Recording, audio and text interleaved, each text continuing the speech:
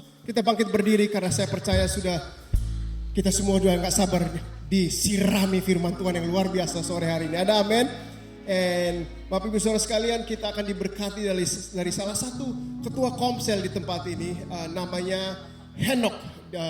Dia seorang yang sangat luar biasa, mengasihi Tuhan, orang yang baik, suka menabung, just punya hati yang luar biasa untuk melayani umat Tuhan. So, saya pikir kita semua akan sangat-sangat di-inspire, benar-benar iman kita dikuatkan lagi sore hari ini. So, Hillsong Bali kita menghormati firman Tuhan, kita menghormati orang yang menyampaikan firman Tuhan. Mari kita beri tepuk tangan yang meriah as we welcome the one and only Henok. Thank you, Pastor Eka. Oke, apa kabar semua? Baik.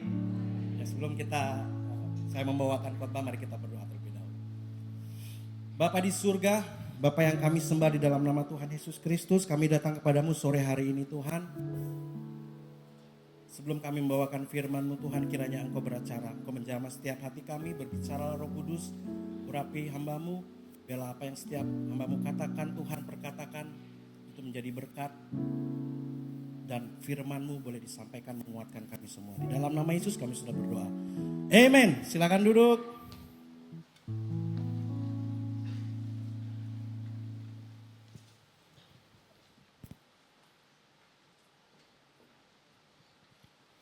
Oke, terima kasih buat Pastor Eka dan Pastor Englin yang memberikan kembali saya kesempatan untuk belajar membawakan sharing pada sore hari ini.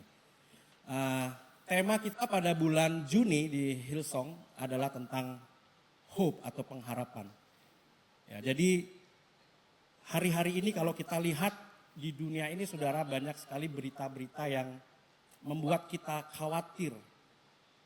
Banyak sekali berita-berita atau bencana-bencana yang terjadi, bahkan ada berita yang mengatakan akan ada virus baru. Ya. Ada teori-teori konspirasi yang membuat orang menjadi takut seperti itu.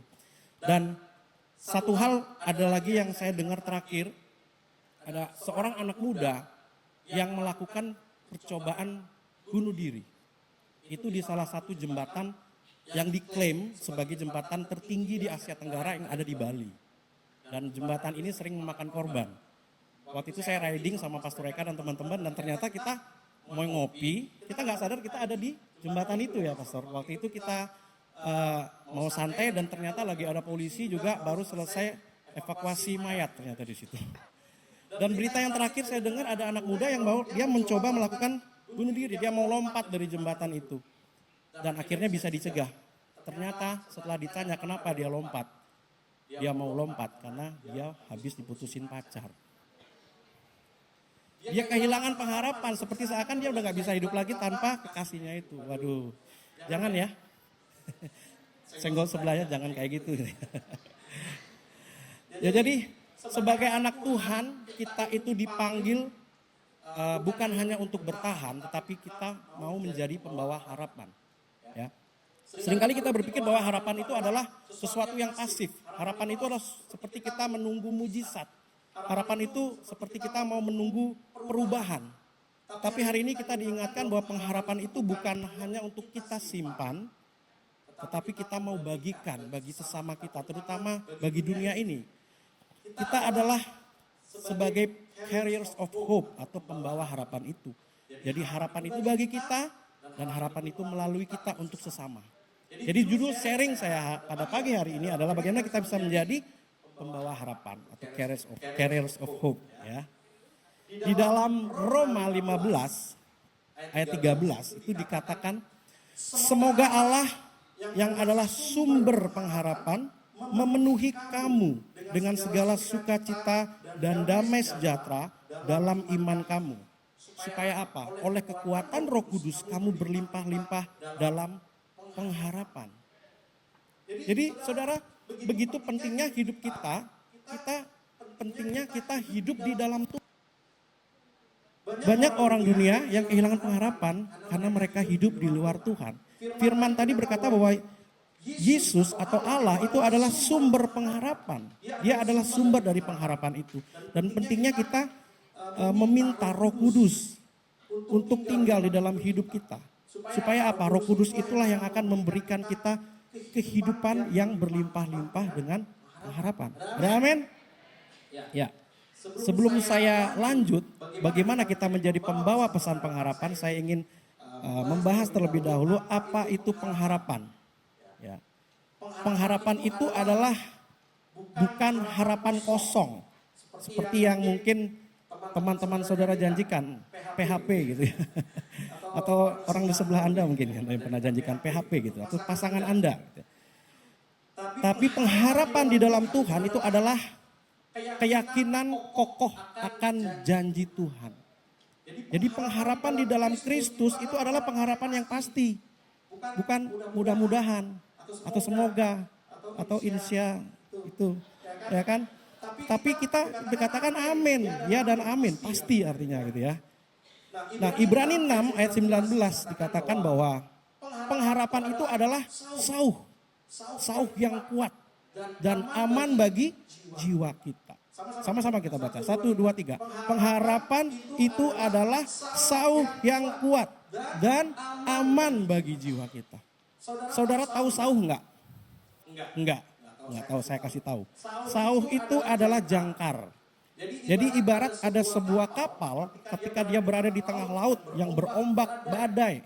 Kapal itu untuk dia bisa tetap bertahan di tengah ombak supaya dia tidak terbawa oleh arus badai, dia harus melemparkan yang namanya sauh.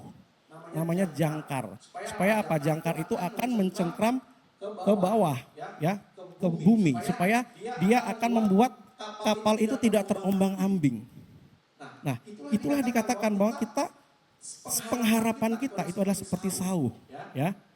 Bahkan sauh itu tidak bisa dilihat dari permukaan, tapi justru karena sauh itu mencengkram ke dasar laut, kapal itu bisa bertahan walaupun terus dihantam badai. Ya. Jadi begitu juga dengan harapan kita di dalam Tuhan. Pengharapan bukan sesuatu yang terlihat jelas, tapi ketika kehidupan badai datang, tentu situasi hati kita yang saat itu lelah, pengharapan itu untuk membuat kita tidak goyah. Nah, saya akan bahas mengapa kita itu dipanggil oleh Tuhan untuk menjadi pembawa pengharapan. Pertama, alasannya adalah karena kita sudah menerimanya. Karena kita sudah menerima pengharapan itu. Di dalam Kolose 1 ayat 27 dikatakan bahwa Kristus ada di tengah-tengah kamu. Di mana Kristus yang adalah harapan, adalah pengharapan dan kemuliaan itu. Jadi Kristus ketika kita menjadi anak Tuhan, kita menerima Yesus sebagai Tuhan dan Juru Selamat kita sudah menerima pengharapan itu. Karena Kristus itu adalah pengharapan itu. Amin. Jadi ketika kita dulunya kita berada di dalam kegelapan, waktu kita menerima Yesus, kita menerima pengharapan dan terang itu karena Yesus itu membawa terang. That's why dikatakan kita harus membagikan terang itu. Saatnya kita menjadi pembawa terang itu bagi dunia ini. Ya, bahkan ini saya mungkin tidak tulis ayatnya tadi. Saya ingin bagikan dasarnya. Kenapa sih kita harus berharap kepada Tuhan dan kenapa kita bisa diberikan akses berharap kepada Tuhan? Mungkin bisa ditampilkan ayat di Roma 5 ayat 1 sampai 5. Di situ dengan jelas Rasul Paulus menceritakan tentang bahwa kita sudah dibenarkan oleh Allah. Ya. Saya nggak lihat. Sorry ya. Mungkin tadi lompat dikit gitu mungkin saya lihat. Jadi Rasul Paulus di dalam Roma 5 ayat 1 sampai 5 dikatakan bahwa sebab itu ya kita baca sama-sama ya. Sebab itu kita yang dibenarkan karena iman, kita hidup dalam damai sejahtera dengan Allah oleh karena Tuhan kita Yesus Kristus. Ayat kedua. Oleh Dia kita juga beroleh jalan masuk oleh iman kepada kasih karunia ini. Di dalam kasih karunia ini kita berdiri dan kita bermegah dalam pengharapan akan menerima kemuliaan. Jadi saudara, banyak anak Tuhan akhir-akhir ini ketika dia berharap sama Tuhan, dia itu berpikir apakah Tuhan berseberangan ya sama saya? apakah saya dilayakkan ya untuk berharap sama Tuhan? Padahal di sini dengan jelas dikatakan kita sudah dibenarkan dan diberikan akses kepada Kristus untuk menerima pengharapan itu, untuk kita bisa berharap kepada Tuhan. Oke, jadi poinnya kenapa kita dipanggil menjadi pembawa pesan pengharapan? Yang pertama adalah karena kita sudah menerimanya dan kita sudah menerima akses untuk bisa berharap kepada Tuhan. Dan yang kedua, karena apa? Dunia saat ini sedang putus asa. Hari-hari ini banyak orang yang mengalami luka batin, kehilangan arah. Ya kayak tadi, mau bunuh diri karena patah hati gitu ya. Dan disinilah dunia membutuhkan seseorang atau pribadi kita yang bisa membawa pengharapan. Kita bisa menjadi suara pengingat buat mereka bahwa hidup kamu tuh belum berakhir di sini. Hidup kamu tuh belum stop sampai di sini. Tuhan tuh masih mau bekerja lagi dalam kehidupan kamu. Nah itulah yang kita sebagai anak Tuhan kita diperlukan untuk menjadi pembawa pengharapan itu. Ya. Saya cerita sedikit tentang kehidupan saya. Saya adalah anak ketujuh dari 7 bersaudara. Kenapa nama saya Henok Saptavinus gitu ya. Saya tanya papa saya, kenapa namanya Saptavinus? Sapta anak ketujuh, Vinus itu artinya finish, papa selesai buat anak katanya. Nggak nyambung, Vinus finish gitu ya. Jadi mama saya itu sudah meninggal sejak saya usia 7 tahun. Jadi papa saya membesarkan 7 anaknya sendiri sampai sekarang. Jadi papa saya masih single. Ada yang mau daftar? Siapa? Oh, oke, nggak ada.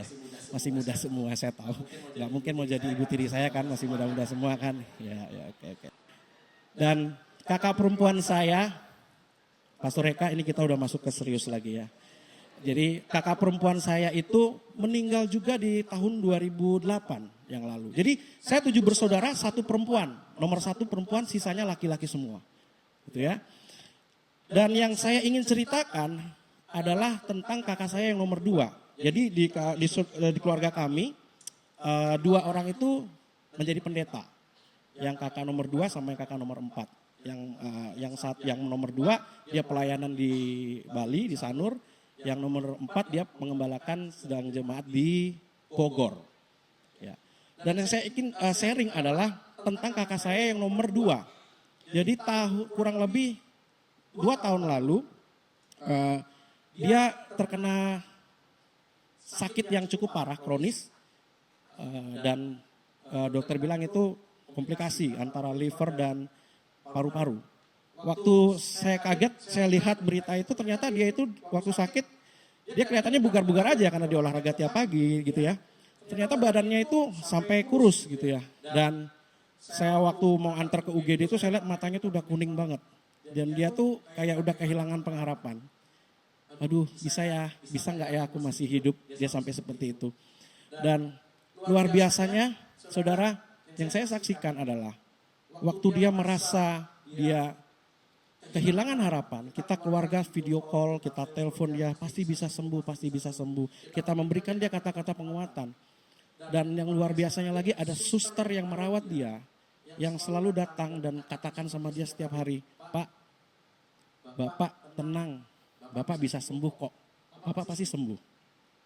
Bayangin saudara, hanya dengan perkataan yang simpel seperti itu yang membuat hari-harinya dia lebih hidup. Dia merasa dia punya waktu lagi untuk hidup, dia merasa dia bisa sembuh. Dan puji Tuhan, singkat cerita saat ini dia bisa melayani Tuhan lagi. Badannya sudah kembali, sehat dan dia bisa melayani Tuhan lagi. Jadi saudara, perkataan kita berkuasa. Kita sebagai anak Tuhan, makanya dibilang ucapan adalah doa. Jadi ketika Anda ketemu dengan saudara atau kerabat, saudara keluarga yang memerlukan penguatan, Anda berikan kata-kata penguatan. Dan itu yang saya lakukan kepada anak-anak saya setiap sekolah. Jadi maminya atau saya sering katakan kepada si anak saya Prabu atau Gendis, setiap pagi mau berangkat sekolah selalu saya katakan dan saya tepuk dadanya dia, saya bilang, I want you to be, dia selalu ngomong good.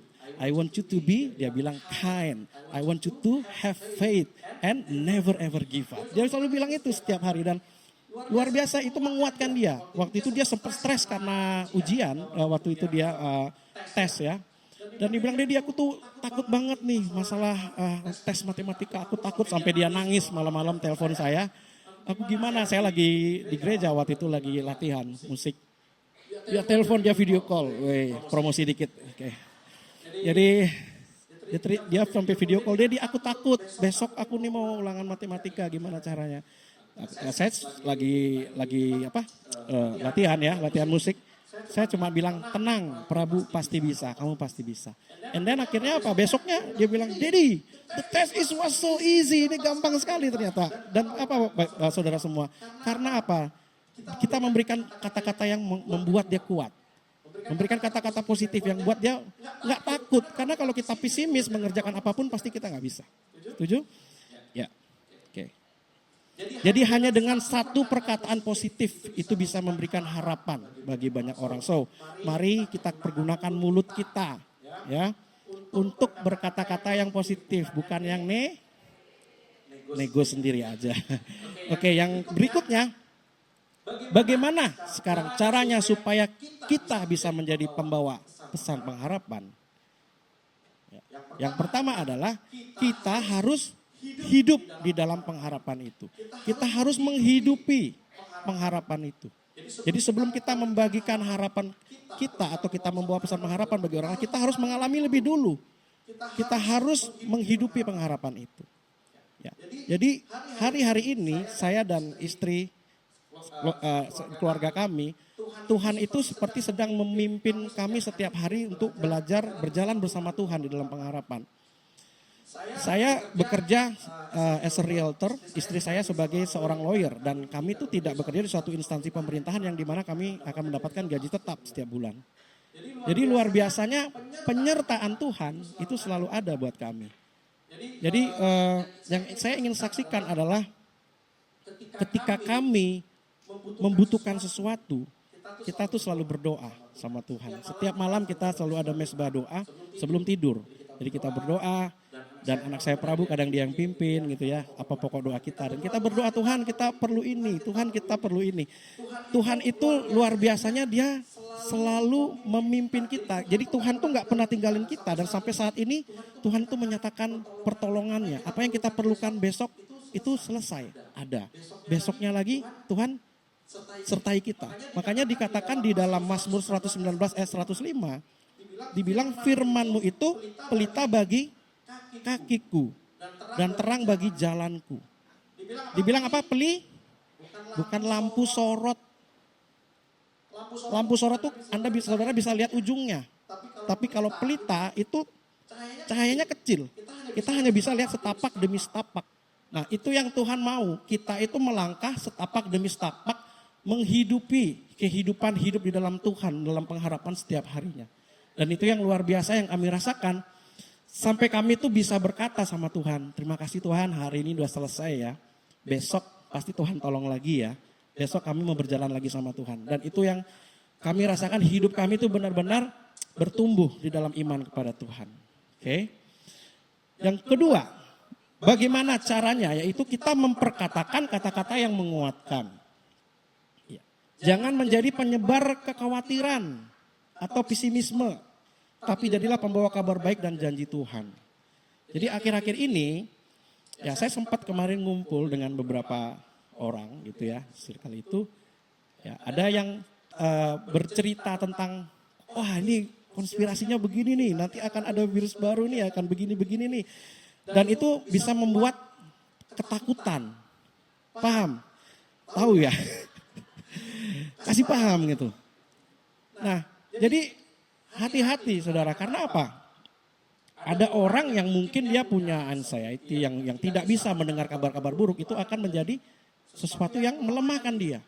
Jadi ketika ada informasi seperti itu cukup kita tahu saja dan kita tetap berdoa dan berjaga-jaga. Tapi percayalah bahwa Tuhan akan menyertai kita. Karena dikatakan Amsal 12 ayat 25, kekhawatiran dalam hati itu membungkukkan orang, tetapi perkataan yang baik menggembirakan dia. Setiap hari kita bisa memilih mau menghancurkan atau membangun dengan harapan. Ya, makanya awasi apa yang saudara katakan. Apa yang ada saudara post di story IG. kalau saudara post sesuatu tentang curhat-curhat gitu ya, nyindir-nyindir gitu ya, itu akan melemahkan bagi orang yang membacanya atau menyebarkan berita-berita yang menakutkan. Ketika ada orang yang membacanya itu akan membuat dia menjadi hilang pengharapan. Waduh, kok gini ya? Waduh. Saya kalau ada lihat story-story yang seperti itu saya langsung hide aja gitu ya. Karena nggak bawa yang vibe positif gitu. Jadi iya. Jadi bukan memberikan yang namanya penguatan, tapi akan menghancurkan, melemahkan kita. Dan bahkan bisa menjadi batu sandungan bagi orang lain. Tetapi sebaliknya, jika saudara tulis, hari ini saya baru menerima mujizat Tuhan. Kakak saya yang dulunya sakit, sudah menahun 5 tahun, 10 tahun, dan Tuhan sembuhkan hari ini. Dan saya percaya saudara yang saat ini mengalami sakit, Tuhan pasti juga bisa menyembuhkan saudara. Nah, orang yang baca tuh gimana? Yang lagi sakit, dia akan apa? Dia lihat, dia akan punya pengharapan. Oh, kalau kakaknya dia jadi disembuhkan, aku percaya Tuhan juga bisa menyembuhkan. Jadi saudara, mari bagikan sesuatu yang bisa memberkati banyak orang. Berikutnya, tindakan nyata, kasih. Jadi harapan itu bukan hanya kata-kata, tapi juga tindakan nyata. Apa yang bisa kita lakukan sebagai jemaat Tuhan? Kita bangun hubungan. Contoh bukan hanya sekedar menyapa orang yang baru masuk, welcome home, seperti itu ya. Kita bisa berkenalan dengan orang baru. Ya, kita bisa tanya kabarmu hari ini gimana, bro? Wah, kamu kelihatan lebih ganteng, kamu kelihatan lebih keren, ya kan? Kata-kata positif seperti itu yang kelihatannya simple tapi bisa membuat harinya lebih hidup, gitu ya. Ada juga bisa kita lakukan kebaikan kecil. Memberi bantuan, pinjam dulu 100 gitu. Oh enggak. Jadi memberikan orang pertolongan. Ya, saya suka sekali kadang kalau keluar dari mall gitu, biasanya di TSM tuh ada bapak-bapak yang sudah tua yang kayak gitu, dia jualan kacang gitu ya. Saya tuh sangat cepat sekali rasa kasihan gitu. Jadi nggak beli kacangnya, kasih aja uang. Tapi kadang orangnya juga nggak bisa Pak, saya jualan, saya bukan tukang minta-minta. Oke Pak, saya ambil kacangnya gitu ya. Jadi apapun kita bisa lakukan, kebaikan kecil apa saja kita bisa lakukan. Termasuk juga kita bisa berdoa untuk orang lain dan memberitakan kabar keselamatan. Mendoakan mereka yang kehilangan harapan dan menawarkan untuk berdoa bersama. Nah, ini ada satu cerita. Dulu saya tuh pernah menjual produk kesehatan. Jadi produknya ini berupa gelang, kalung, yang ada magnetnya. Oh, tahu aku pernah ini aku pakai gitu ya. Nah, jadi saya itu sampai keliling Bali kemana, sampai keluar kota, saya jual itu. Sampai suatu saat saya ke satu desa di Bali dan saya ke sana di Nusa Penida waktu itu tepatnya bersama teman saya seorang dokter. Dia punya pasien yang sudah lama tidak bisa berdiri, tidak bisa berjalan. Orangnya sudah lanjut usia kurang lebih sekitar 65 tahun. Nah, saya coba sama Pak dokter ini, ayo Pak kita cobain alatnya. Kita pasanglah di kakinya itu sampai 5 alat, kanan, kaki kiri, kaki kanan, total 10.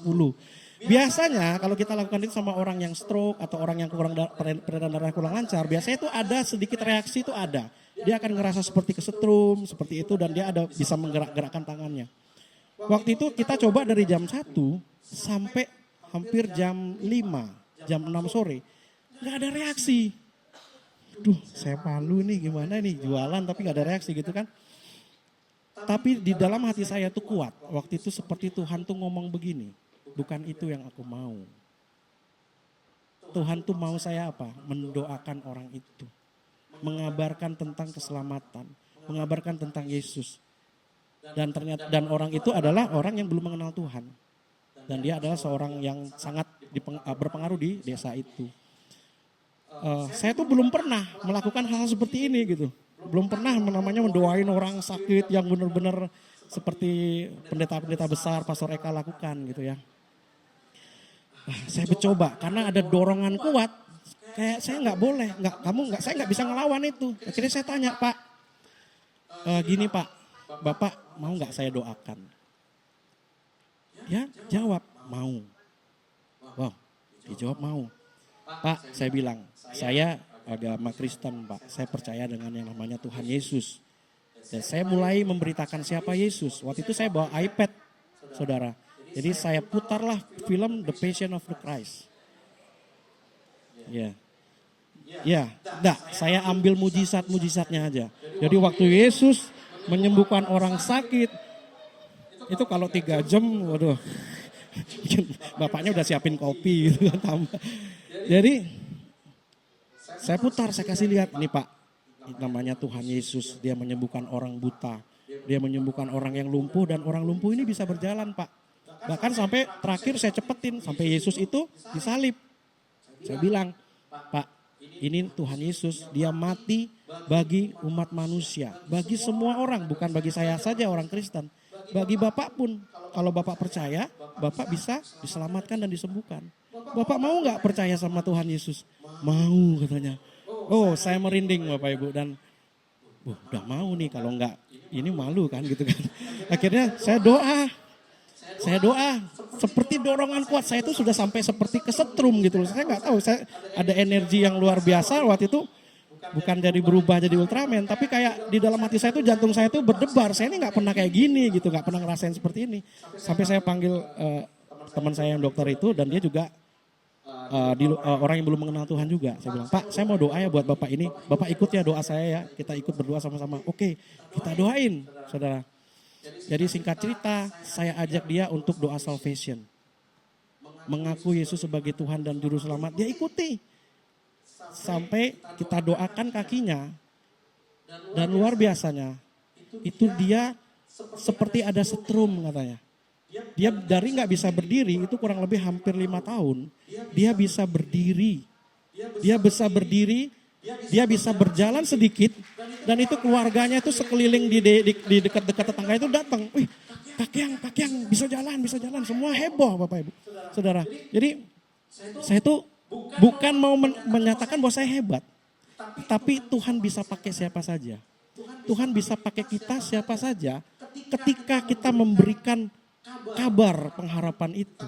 Ketika kita mengabarkan tentang Yesus yang adalah sumber pengharapan itu, maka mujizat itu bisa terjadi. Siapapun saudara, nggak harus jadi pendeta saudara. Siapapun itu, karena Tuhan bilang dia memberikan kita kuasa. Dia memberikan Roh Kudus untuk menginjak kalajengking, mengusir setan, menyembuhkan orang yang sakit. Dan ketika kita mau orang itu percaya, dia terima pengharapan itu, dia terima Yesus, maka mujizat itu akan terjadi. Amin. Pengharapan sejati hanya ada di dalam Kristus, maka yang paling penting adalah bagi kita memperkenalkan Yesus bagi dunia ini. Karena ini, catat nih, karena kalau jika kita tidak melakukannya, nih catat ya, firman Tuhan bilang gini, kalau kita nggak mau melakukannya apa? 1 Petrus 3 ayat 15. Siap sedialah pada segala waktu untuk memberi pertanggungan jawab kepada setiap orang yang meminta pertanggungjawaban dari kamu tentang pengharapan yang ada padamu. Jadi suatu saat kita akan diminta pertanggungjawabannya. Kenapa kamu tidak memberitakan aku? Tuhan akan katakan seperti itu. Karena kita ini sudah menerima pengharapan itu, tapi kita tidak membagikan bagi orang lain. Amin saudara. Siapa yang mau jadi pembawa pesan pengharapan mulai hari ini? Yang nggak angkat tangan, malaikat catat. Oke. Kalau yang bule-bule saya ngerti, dia nggak ngerti bahasa saya gitu ya. So hari ini saya ingin mengundang pemain musik. Ya. Hari ini saya ingin menantang saudara, mengajak saudara untuk mencoba merenungkan. Kita sudah tahu kenapa, apa itu pengharapan. Kita sudah tahu kenapa kita dipanggil untuk menjadi pembawa pesan pengharapan. Dan berikutnya kita sudah tahu bagaimana caranya. Dan saya ingin menantang saudara hari ini. Coba saudara renungkan siapa orang di dalam hidup saudara hari ini yang kira-kira dia sedang kehilangan pengharapan. Dan dia butuh saudara untuk menjadi pembawa pengharapan itu. Dan apa yang bisa tindakan nyata yang bisa saudara lakukan untuk orang tersebut. Karena Tuhan tuh gak nyari orang yang sempurna. Dia mencari orang yang bersedia dipakai. Ya ingat, kalau Anda ngerasa aku gak layak. Tadi firman Tuhan Roma 1 bilang apa? Kita sudah dibenarkan. Kita sudah diberikan akses untuk bisa menyebarkan pengharapan itu. Tuhan nyatakan kasih-Nya bagi kita supaya kita menyatakan kasih-Nya kepada orang lain. Kita semua adalah benih pengharapan yang bisa tumbuh menjadi pohon kehidupan bagi orang lain. Don't shine so others can see you. Shine so through you others can see Him. Amen. Saya bacanya belibet nih. Oke. Kita berdiri bersama-sama, saya ingin berdoa buat kita semua. Saya ingin berdoa bagi teman-teman, mungkin ada dua kelompok. Yang pertama adalah teman-teman yang mungkin saat ini kehilangan pengharapan. Dan yang kedua, saya berdoa supaya kita semua boleh dipakai Tuhan untuk menjadi pembawa pesan pengharapan itu. Mari kita berdoa.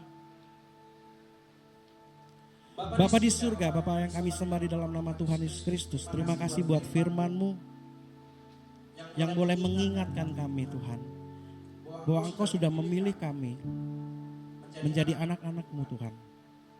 Dan kami sudah menerima pengharapan itu di dalam Engkau, bukan untuk kami simpan untuk diri kami sendiri, tapi kami boleh menjadi pembawa harapan itu bagi dunia yang saat ini sedang tidak baik-baik saja.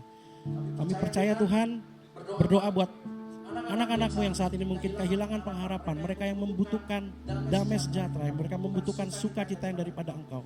Biarlah Roh Kudus Engkau masuk ke dalam hati mereka, tinggallah di dalam hati mereka, menjamah setiap hati yang ada, melembutkan hati mereka, mengingatkan mereka bahwa mereka punya Yesus, mereka punya sumber pengharapan itu. Biar mereka kembali kepada Engkau Tuhan. Biar kehidupan mereka hari-hari ini Tuhan tidak menjauh, bukan mengikuti dunia ini, tapi kembali kepada terang-Mu Tuhan. Terima kasih Bapa, pakailah setiap anak-anak-Mu sore hari ini Tuhan. Untuk kami pulang dari rumah-Mu ini Tuhan, kami akan pulang kembali ke keluarga kami akan pulang kembali ke tempat kerjaan kami, ke masyarakat, dimanapun kami berada Tuhan. Biarlah kami boleh dipakai menjadi pembawa pengharapan bagi banyak orang. Tuhan pakai kami luar biasa. Biarlah Roh Kudus-Mu yang memampukan kami. Pujilah nama-Mu Tuhan. Kami sudah berdoa mengucap syukur. In Jesus name. Amen.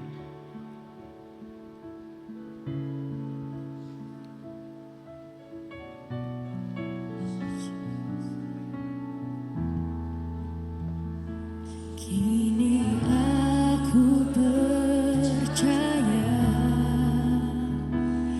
tiada yang mustahil bagimu. Kuasa-Mu, kuasa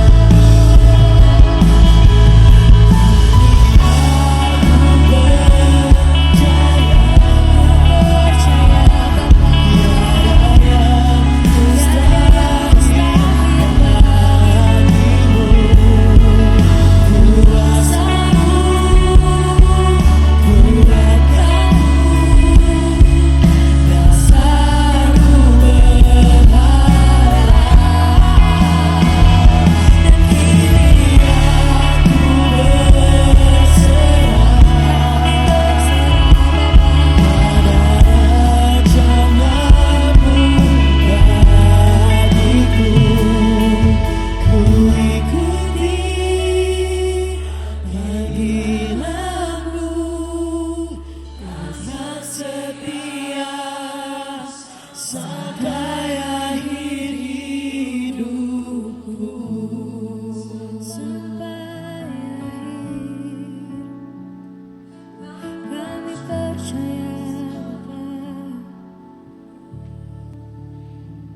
In the valley, in the weeping, in the waiting, my soul will sing. In the healing, in the harvest, in the victory, my soul will sing. In the valley, in the weeping, in the waiting, my soul will sing. In the healing, in the harvest, in the victory, my soul will sing. In the valley, in the weeping, in the waiting, my soul will sing. In the healing,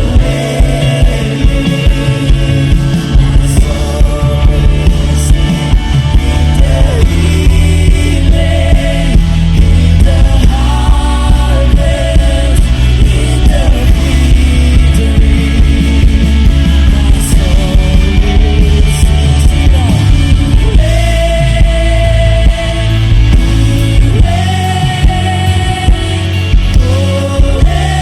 my soul will sing.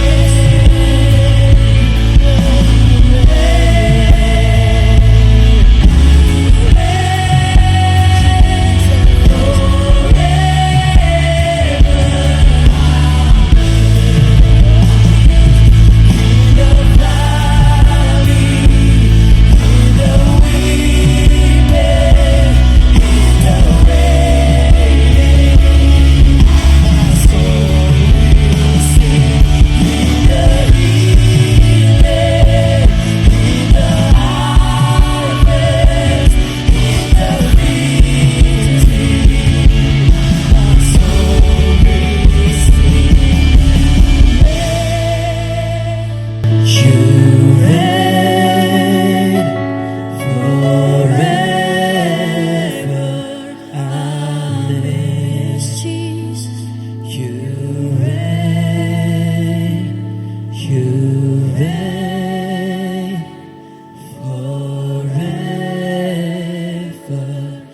on.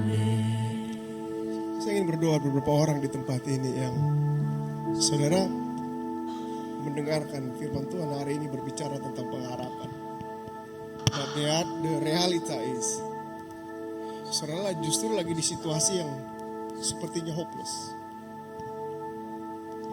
Maybe you dalam hati kasi you bilang ke Henok, thank you for a good message about pengharapan, but apakah pengharapan itu real? Apakah pengharapan itu benar ada? Guys, apa yang saya hadapi ini sebenarnya udah nggak ada harapan lagi. Saudara lihat pernikahan saudara nggak ada harapan lagi. Saudara lihat pekerjaan saudara nggak ada harapan lagi. Saudara lihat kuliah saudara udah nggak ada harapan lagi. Your marriage, your beberapa area kehidupan saudara lagi nggak ada harapan lagi. Dan saudara mungkin sudah berdoa sekian lama tahun, udah lama banget berdoa, and nothing change, nggak ada yang berubah. Bukannya membaik tapi justru memburuk. Apakah harapan itu benar-benar ada, Eka? Yes. Harapan itu adalah Yesus itu sendiri. And sometimes Tuhan mengizinkan kita untuk ada di situasi yang sepertinya hopeless supaya Dia mau setiap kita bergantung kepada harapan itu, yaitu Yesus Kristus Tuhan. And maybe selama ini saudara pengharapan saudara menaruh pengharapan saudara di dalam rekening saudara. Saudara menaruh pengharapan saudara di orang yang sangat saudara kasih, and dia left, and saudara mulai hilang harapan, and you juga bisa move on dalam kehidupan saudara. Because you putting hope kepada tempat yang salah atau kepada orang yang salah. You should have the right focus. Mendapatkan pengharapan yang sesungguhnya by having the right focus. Bukan kepada kenyataan yang ada, bukan kepada pergumulan yang saudara hadapi, but have the right focus. fix your eyes on Jesus yang akan menyempurnakan iman saudara. And if it's you, kalau ini saudara lagi ada di situasi yang hopeless, mereka tolong doakan supaya saya bisa menemukan pengharapan lagi, mendapatkan pengharapan baru di dalam Yesus. Kalau itu sudah saya bisa angkat tangan saudara. I want to pray for you. Gak perlu malu dengan orang di kiri kanan saudara. And you know, sepertinya gak ada di jalan keluar, gak ada jalan keluar. Jesus is the way. Dia akan make a way ketika tidak ada jalan. Bapa di surga, Mama berdoa Tuhan buat setiap tangan yang terangkat Tuhan. Whatever situasi Tuhan, apapun pergumulan yang sepertinya hopeless Tuhan, hamba berdoa Tuhan, biarlah mereka dibantu oleh Roh Kudus untuk to fix their eyes, bukan kepada realita, bukan kepada kenyataan yang mereka hadapi Tuhan, tapi mereka bisa memfokuskan iman dan pengharapan mereka, memfokuskan pikiran dan hati mereka, mata mereka kepada Yesus Kristus Tuhan yang lebih besar dari pernikahan mereka, yang lebih besar dari penyakit mereka, yang lebih besar dari struggle di dalam keuangan mereka, whatever situasi yang mereka hadapi Tuhan, mari Yesus Engkau bekerja, breakthrough is on the way. Kami percaya Engkau tidak waste any season, walaupun kami menunggu dengan iman, penuh harapan bahwa Engkau akan melakukan sesuatu. Kami klaim mujizat Tuhan di dalam nama Yesus, breakthrough di dalam nama Yesus, di dalam nama Yesus. Thank you Jesus. Come on, just worship Jesus. Jesus in the street, Jesus in the darkness over every enemy. Jesus is for my family, and I speak the holy name. Jesus,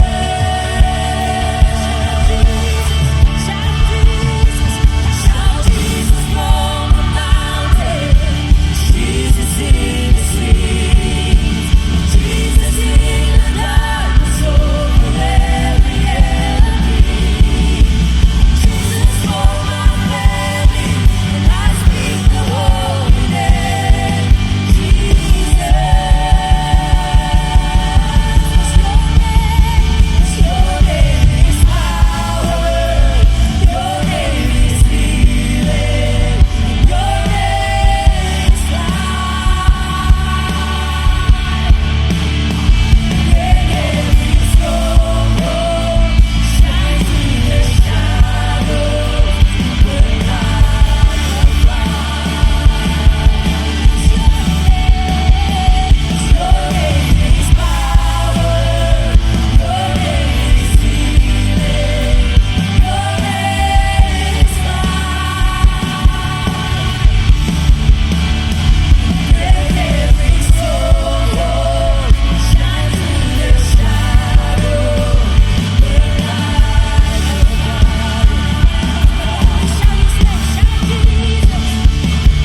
Shout Jesus from the mountain, Jesus in the street, Jesus in the darkness over every enemy. Jesus for my family, I speak the holy name. Jesus, your name is power, your name is healing, your name is life. Break every stronghold, shine through the shadows, burn like a fire. Your name is power, your name is healing.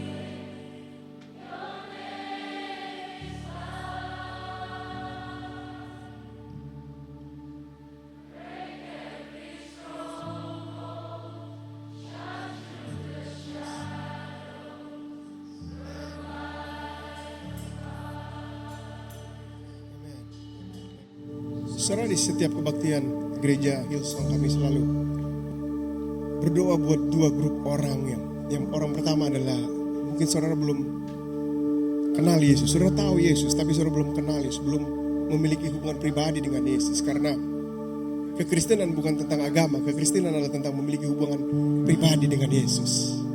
Itu yang Tuhan Yesus longing kepada kita semua, yaitu memiliki hubungan pribadi dengannya. Grup orang yang kedua adalah mungkin saudara sudah pernah mengikut Tuhan, saudara pernah radikal banget mengikuti Yesus, dan saudara benar-benar sacrifice your life, and something happen, and saudara mulai meninggalkan Tuhan, saudara meninggalkan atau berbalik dari Tuhan, dan karena mungkin saudara sakit hati dengan gereja atau pemimpin gereja, for whatever reason saat ini saudara lagi jauh dari Tuhan, dan saudara tahu bahwa saat ini juga saudara lagi hilang harapan. Dan saya ingin challenge saudara, biarlah keadaan ini drive you untuk dekat kepada Tuhan, bukan menjauhi Tuhan. Firman-Nya berkata, when you draw near to Him, He will draw near to you. Ketika kita mendekatkan diri kita kepada Tuhan, Tuhan akan mendekatkan dirinya. Yang benar Eka, saya ini jauh dari Tuhan. Saya hancur banget. Are you sure? Tuhan benar-benar mau terima saya. Kesalahan saya sangat parah. Saya hidup di dalam dosa. Benar ada. Apakah Tuhan mau terima saya lagi? Saudara di kondisi yang sempurna untuk mengalami kasih-Nya, untuk mengalami pengampunannya, untuk mengalami keselamatannya. Karena firman Tuhan berkata, Tuhan dekat dengan orang yang hancur. Ambil keputusan sore hari ini. Ambil keputusan sore hari ini untuk mengikuti Yesus, untuk jadikan Dia sebagai Tuhan dan Juru Selamat. Dan mungkin saudara berkata, Eka tolong doakan saya, because I want to make that decision. Saya ingin membuat keputusan ini untuk mengikuti Yesus, jadikan Dia sebagai Tuhan dan Juru Selamat saya. Saya ingin kembali kepada Yesus. Saya minta setiap mata tertutup dan kepala tertunduk. Everybody please close your eyes and bow your head. Kita akan berikan privacy untuk beberapa orang di tempat ini. Karena saya percaya kalau saudara ada di ibadah ini dan mendengarkan pesan tentang pengharapan, mendengarkan pesan tentang Yesus, menurut saudara mungkin ini kebetulan karena ada teman yang ngajak atau saudara lihat di sosial media, tapi saya percaya menurut Tuhan ini bukan kebetulan saudara ada di momen ini. Justru Tuhan menantikan momen ini for you to say yes to Jesus. Tuhan menantikan, menunggu momen itu untuk saudara berkata kepada Yesus, Yesus, I resurrender my life again to you. Selalu ada kesempatan kedua di dalam Yesus. So, saya akan hitung 1 sampai 3, dan kalau ini saudara pengen jadikan Yesus sebagai Tuhan dan Juru Selamat saudara ingin kembali kepada Yesus, pastikan pada hitungan ketiga saudara angkat tangan saudara supaya saya bisa lihat, dan kami ingin mendoakan saudara. Here we go. 1, 2, 3. Angkat tangan saudara tinggi-tinggi supaya saya bisa lihat. Angkat tangan tinggi-tinggi. Gak perlu malu dengan orang di kiri kanan saudara, karena saya percaya jantung saudara sedang berdebar, something bergejolak di dalam saudara. Because Holy Spirit, it's about to do something. Dan jangan tahan itu. Raise your hand. 5 detik lagi. Kalau itu saudara, serahkan hidupmu bagi Yesus. Terima kasih sebelah kiri sini. Terima kasih. Terus angkat tangan supaya saya bisa lihat. Terima kasih sebelah sana. Di belakang sana. Terima kasih. Is there anybody else? Well done. Well done. Turunkan tangan saudara, buka mata, lihat saya. Kita akan berdoa bersama-sama sebuah doa yang sangat simple tapi sangat powerful. Karena mulai detik ini your life will never be the same again. Amen. Yesus Bangbalin, mari kita dukung teman-teman kita yang telah mengangkat tangan. Kita berdoa bersama-sama. Ulangi kata-kata saya. Kita berdoa. Tuhan Yesus, aku percaya Engkau adalah Tuhan. Aku percaya Engkau mati dan bangkit, menebus dosaku, mengampuni kesalahan. Jadikan aku baru. Mulai detik ini aku menjadikan Engkau sebagai Tuhan dan Juru Selamat. Kini aku milikmu dan Engkau milikku. Amen, amen, amen. Tepuk tangan yang luar biasa. Thanks buat teman-teman yang mengambil keputusan sore hari ini. And well done buat keputusan saudara. Kami ingin memberikan saudara sebuah Alkitab untuk menandai keputusan terhebat yang saudara buat dalam kehidupan saudara. And Alkitab ini akan tersedia di foyer. Salah satu tim akan melambaikan Alkitab ini, and supaya saudara bisa lihat mereka, and datangin mereka, mereka pengen ngobrol sebentar dengan saudara, menemukan kira-kira apa yang bisa mereka lakukan untuk to help you finding your next step, menemukan langkah saudara selanjutnya. Karena saya percaya apapun yang sudah Tuhan mulai dalam saudara, dia akan menyelesaikan sampai pada akhirnya. Ada amin. Sekali lagi mari kita beri apresiasi yang luar biasa buat teman-teman yang mengambil keputusan sore ini. Well done buat keputusan saudara. Well done, well done. Well, this is it. This is akhir dari ibadah ini. Apakah ada orang yang diberkati dengan firman Tuhan yang sudah disampaikan oleh Bapak Henok? Tepuk tangan sekali lagi, apresiasi buat Pak Henok yang luar biasa. Saya nggak pernah bertemu dengan orang sabu yang rapi seperti itu, Bapak Ibu Saudara sekalian. So, we're so glad. Young Adult Night ini adalah malam buat kaula muda, kaula muda, buat anak-anak uni yang di uni, right? Universitas 18 sampai 25 tahun. Hari Kamis ini, I think you can see it here jam 7 malam. And mereka biasanya gather, mereka biasanya worship yang gak ada batasan waktu. Mereka mendengarkan firman Tuhan, saling mendoakan. And just those type KKR, mini KKR night. And jadi kalau saudara berumur 18 sampai 25 tahun, atau saudara belum bisa mengaku kalau saudara udah umur 25 tahun or lebih, it's okay, just come because we'd love to see you. It's gonna be a great night. So I hope saudara bisa sediakan waktu untuk hadir di hari Kamis ini. That will be epic, awesome. Berbicara mengenai adult night, and saya akan panggil Ova, salah satu leader dari Young Adult, berdoa berkat buat kita semua. So that will be awesome, very good.